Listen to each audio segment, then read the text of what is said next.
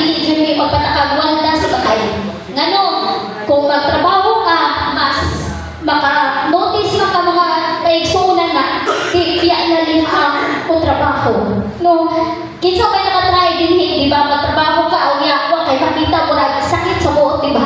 So, mo dyan akong panganday mga kaigsunan na ikamot ko kana kinahanglan na ami mapundar. So, sa akong napundar, napasalamat ko sa Ginoo ka bisag ako na usa nagtrabaho pero bless me kay nakaangkon mi og amo ang nga balay yung mga kaigsuonan, and then nakaakuan sa og sakyanan. So by God's grace mga kaigsuonan, so mao jud namon kuan gud nga dapat na adyo kay goal, na adyo kay focus, dili ka magpataata o kanagas o bisag asa mga kaigsuonan. So mao jud namo ang mga kaigsuonan, bahala lisod basta kuan lang yun mga kaigsuonan, is padayon lang yun.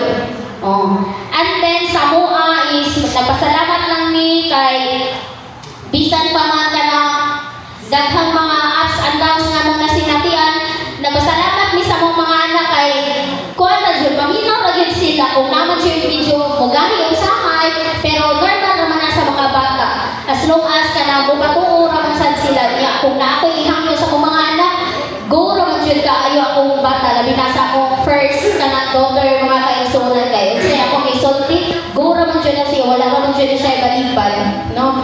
So sa mua bless lang mi kay kuan na jud siya kanang chill lang gyud kaayo, unlike sa ubang mga couples gani mga kaigsuonan, no, nga gamay bigil dayon mo buwag-buwag.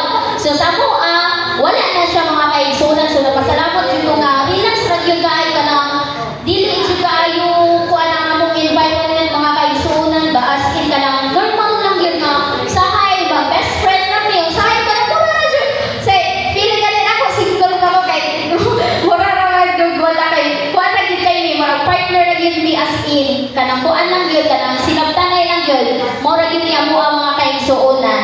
So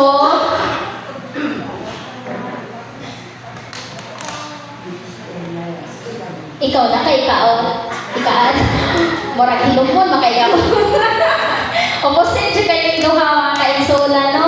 So ato kay medyo tabian man jud ko labi na sa kanang mga tao nga kanang feel na ko nga comfortable gani ko, pero akong partner kay mukuan pa sa siya basta unhan mo ra jud ni. So mo ra siguro to mga kaigsuonan, bless lang mi kay bisan pa man sa mga struggles nga mong tagian padayon ra hapon ni unya.